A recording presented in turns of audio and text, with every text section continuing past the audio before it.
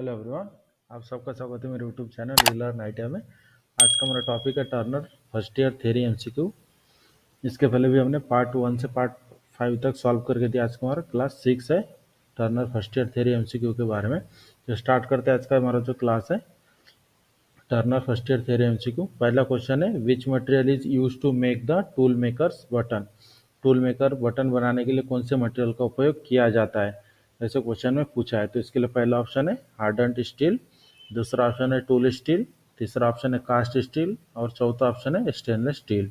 तो जैसे क्वेश्चन में पूछा गया था कि टूल मेकर बटन बनाने के लिए कौन से मटेरियल का उपयोग किया जाता है, तो इसका आंसर है ऑप्शन नंबर ए हार्डन्ड स्टील। स्टील के सहायता से टूल मेकर बटन का उपयोग किया जाता है। टूल मेकर बटन को बनाने के लिए हार्डन्ड स्टील का उपयोग किया जाता है। Next question, what is the name of the device. तो स्क्रीन पर आपको एक डिवाइस का डायग्राम दिखाया गया है, तो इसे हमें पहचानना है कि ये कौन से डिवाइस है। तो इसके लिए पहला ऑप्शन है रिंग गेज, दूसरा ऑप्शन है फिक्चर, तीसरा ऑप्शन है ड्रिल जिग और चौथा ऑप्शन है टूल मेकर बटन। तो जैसे क्वेश्चन ने पूछा था कि डिवाइस का नाम क्या है जो क्वेश्चन में दिखाया गया है, तो इसका आंसर है option number D tool maker button. Next question, which thread is more suitable to hold the tool maker button is position. Tool maker button को स्थिति में रखने के लिए कौन सा थ्रेड अधिक उपयुक्त है, जैसे क्वेश्चन में पूछा है। तो इसके लिए पहला ऑप्शन है 4BA थ्रेड, दूसरा ऑप्शन है 5BA थ्रेड, तीसरा ऑप्शन है 6BA थ्रेड और चौथा ऑप्शन है 7BA थ्रेड। तो जैसे क्वेश्चन में क्या पूछा गया था कि टूल मेकर बटन को स्थिति में रखने के लिए कौन सा थ्रेड अधिक उपयुक्त होता है, तो इसका आंसर है option number A 4BA thread. Next question, what is the name of the part mark x in telescopic gauge. तो स्क्रीन पर आपको एक टेलीस्कोपिक गेज का डायग्राम दिखाया गया है जिसमें एक्स के रूप में इस पार्ट को दिखाया गया है। तो इस पार्ट का नाम क्या है जो क्वेश्चन में पूछा है। तो इसके लिए पहला ऑप्शन है मेजरिंग फेस, दूसरा ऑप्शन है फिक्स लेग, तीसरा ऑप्शन है टेलीस्कोपिक लेग और चौथा ऑप्शन है प्लंजर लॉक। तो जैसे क्वेश्चन में क्या पूछा गया था कि स्क्रीन पर दिखाए गए टेलीस्कोपिक गेज में एक्स के रूप में दिखाए गए पार्ट का नाम क्या है, तो इसका आंसर है option number C telescopic gauge. Next question, what is the maximum size of bore that can be checked with a telescopic gauge. Telescopic gauge की सहायता से सबसे बड़े से बड़ा डायमीटर कितने एमएम का हम चेक कर सकते हैं, जैसे क्वेश्चन में पूछा है। तो इसके लिए पहला ऑप्शन है 152.4 मिलीमीटर, दूसरा ऑप्शन है 88.9 मिलीमीटर, तीसरा ऑप्शन है 53.9 मिलीमीटर और चौथा ऑप्शन है 31.7 मिलीमीटर। तो जैसे क्वेश्चन में क्या पूछा गया था कि बोर का अधिकतम आकार, मतलब कोई भी जो बोर है उसका अगर सबसे बड़े से बड़ा डायमीटर अगर टेलीस्कोपिक गेज से चेक करना है तो कितने मिलीमीटर का चेक कर सकते हैं, तो इसका आंसर है ऑप्शन नंबर ए 152.4 मिलीमीटर। और जितने भी क्वेश्चन हम सॉल्व करते हैं इसके पीडीएफ का लिंक आपको डिस्क्रिप्शन में मिल जाता है, जहाँ से आप पीडीएफ डाउनलोड कर सकते हैं। Next question, what is the name of the part mark x in telescopic gauge. तो यहाँ पर आप देख सकते हैं स्क्रीन पर टेलीस्कोपिक गेज का एक डायग्राम दिखाया गया है जिसमें एक्स के रूप में इस पार्ट को दिखाया गया है। तो इस पार्ट का नाम क्या है जो क्वेश्चन में पूछा है।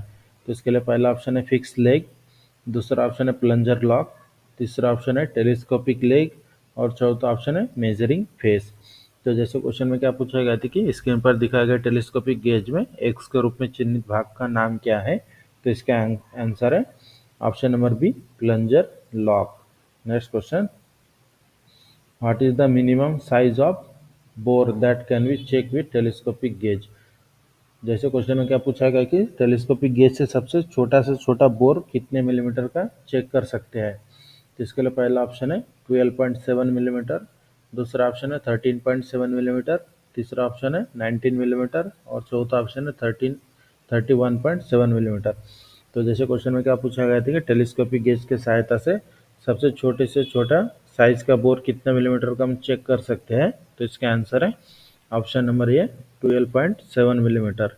Next question, what is the name of the an instrument. तो स्क्रीन पर आपको जो एक इंस्ट्रूमेंट का डायग्राम दिखाया गया है, तो इस इंस्ट्रूमेंट का नाम क्या है जैसे क्वेश्चन में पूछा है। तो इसके लिए पहला ऑप्शन है प्लग गेज, दूसरा ऑप्शन है बोर डायल गेज, तीसरा ऑप्शन है टेलीस्कोपिक गेज और चौथा ऑप्शन है डेप्थ गेज।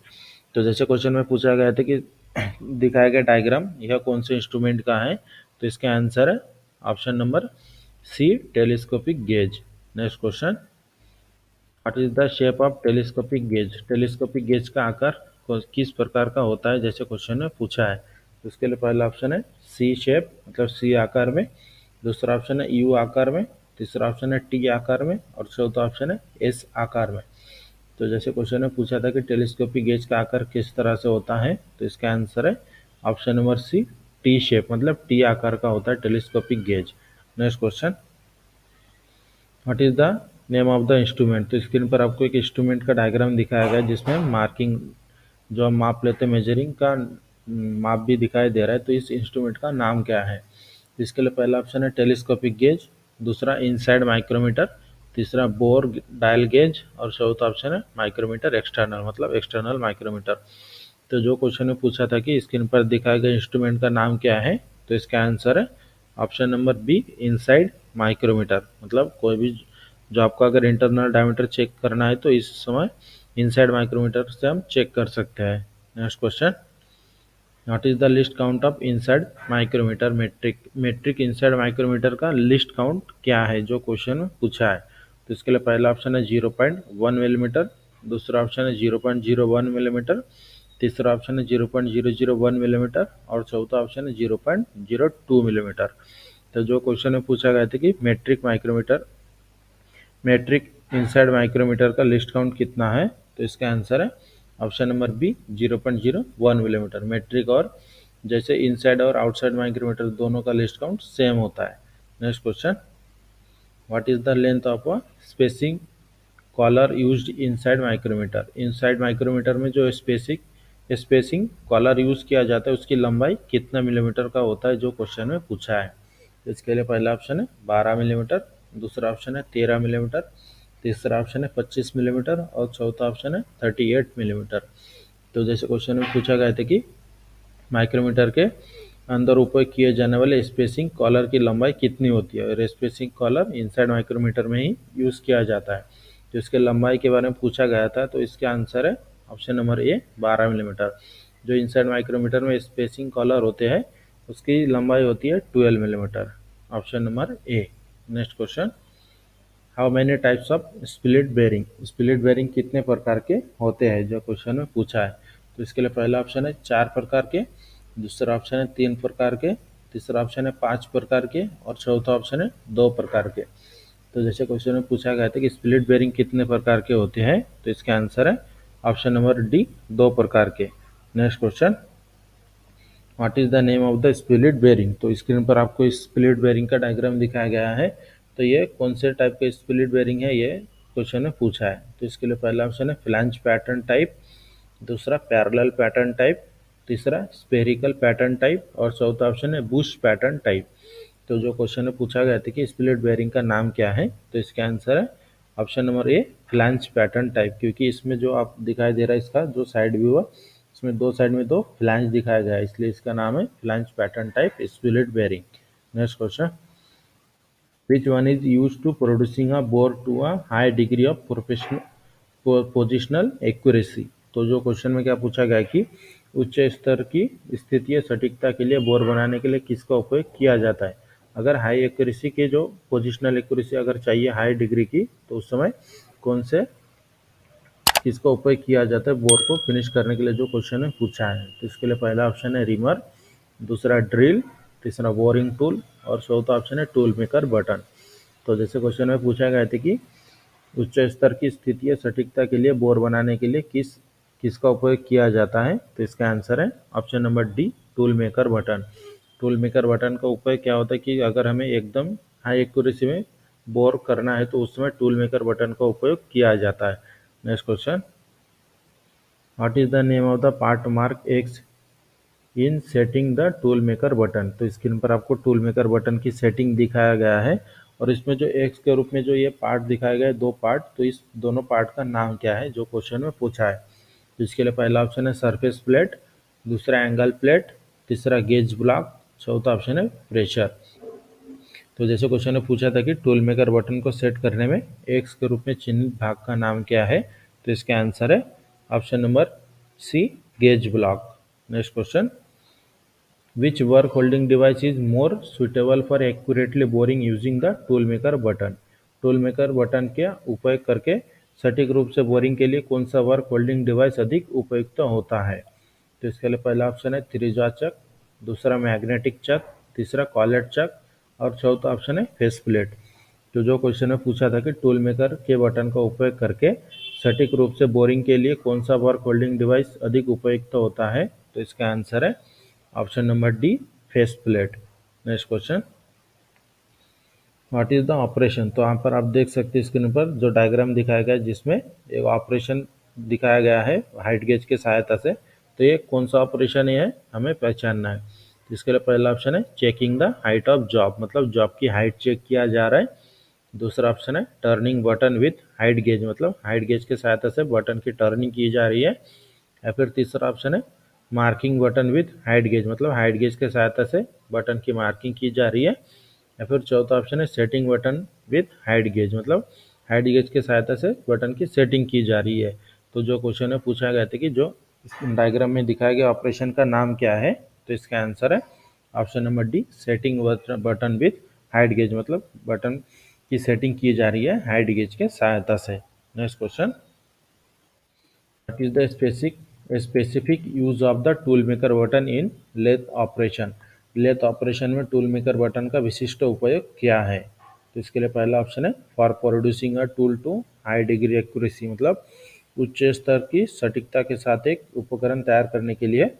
दूसरा ऑप्शन है for producing bore to a high degree of positional accuracy, मतलब हाई डिग्री की पोजिशनल एक्यूरेसी के साथ बोर बनाने के लिए। और तीसरा ऑप्शन है for producing button to high degree of positional accuracy. तो जैसे क्वेश्चन में क्या पूछा गया था कि लेथ ऑपरेशन में टूल मेकर के बटन का विशिष्ट उपयोग क्या है, तो इसके आंसर है option number B, for producing bore to a high degree of positional accuracy, मतलब हाई डिग्री की पोजिशनल एक्यूरेसी के साथ बोर बनाने के लिए टूल मेकर बटन का उपयोग किया जाता है लेथ मशीन में।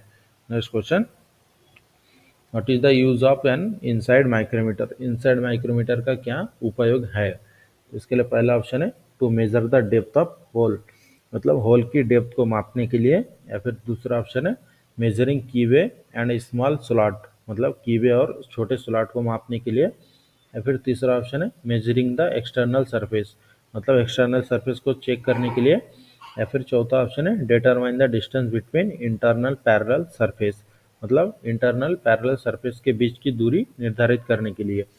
तो जैसे क्वेश्चन में पूछा था कि इनसाइड माइक्रोमीटर का उपयोग क्या है, तो इसका आंसर है option number D, determine the distance between internal parallel surface, मतलब आंतरिक समांतर, मतलब इंटरनल पैरेलल सतह के बीच की दूरी को निर्धारित करने के लिए।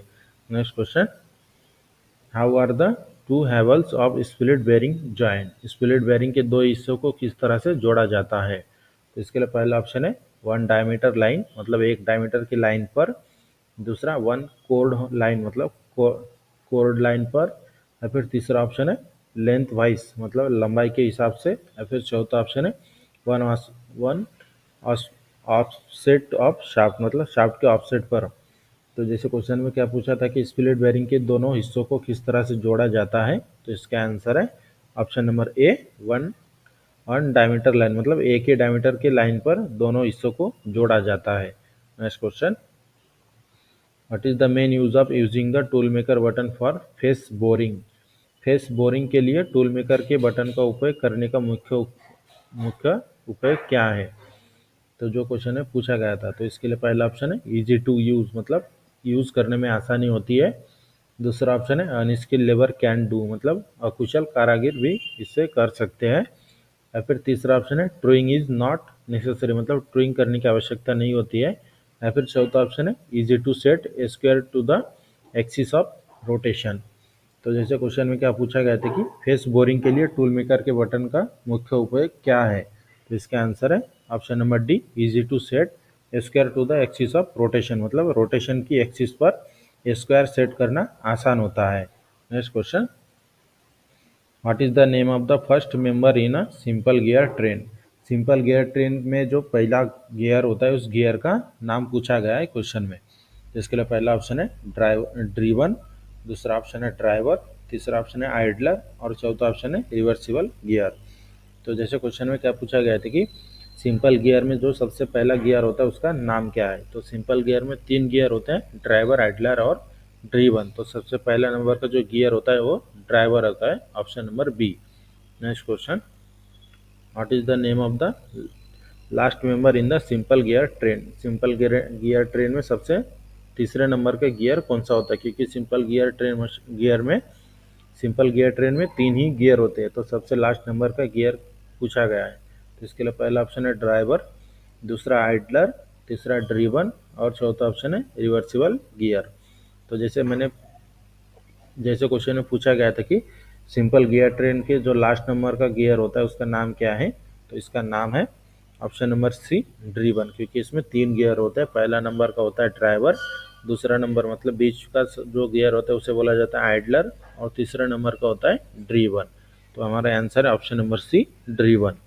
Next question, how many number of gear are in simple gear train. जैसे इसके पहले क्वेश्चन में भी मैंने बताया था कि सिंपल गियर ट्रेन में कितने गियर होते हैं। तो जो इसका सही आंसर है कि सिंपल गियर ट्रेन में कितने गियर होते हैं, तो इसका आंसर है option number B, 3। Simple gear train में 3 गियर होते हैं, पहला ड्राइवर, दूसरा आइडलर और तीसरे नंबर का driven. Next question, what is the shape of the buttress thread flank. Buttress thread का जो फ्लैंक है वो कौन से आकार का होता है, जो क्वेश्चन में पूछा है। तो इसके लिए पहला ऑप्शन है one flank is 90 degree and the other 45 degree, मतलब एक 90 डिग्री में होता है और दूसरा 45 डिग्री में फ्लैंक होता है। दूसरा ऑप्शन है एक फ्लैंक 30 डिग्री में होता है और दूसरा फ्लैंक 45 डिग्री में होता है। या फिर तीसरा ऑप्शन है एक फ्लैंक 60 डिग्री में होता है और दूसरा 45 में होता है। और चौथा ऑप्शन है दोनों फ्लैंक 60 डिग्री के होते हैं।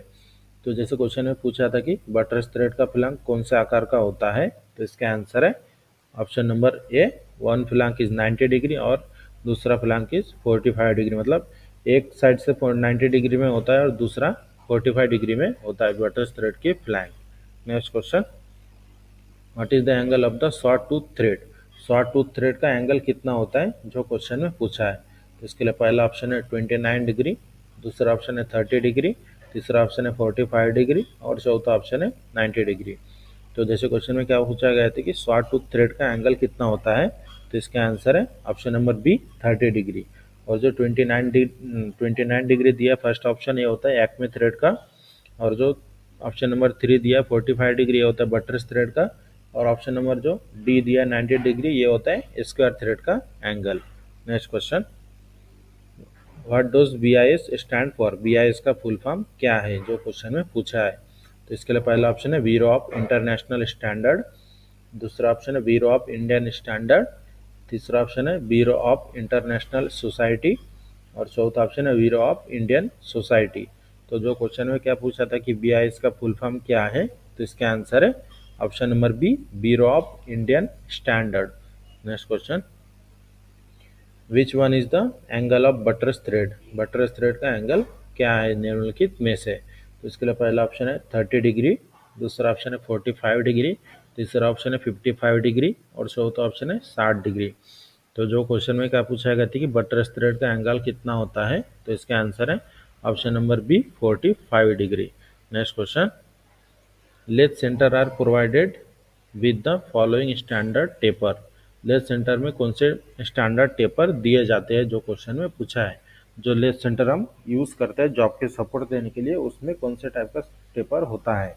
तो इसके लिए पहला ऑप्शन है मोर्स टेपर, दूसरा ऑप्शन है ब्रिटिश टेपर, तीसरा ऑप्शन है मेट्रिक टेपर और चौथा ऑप्शन है शार्प टेपर।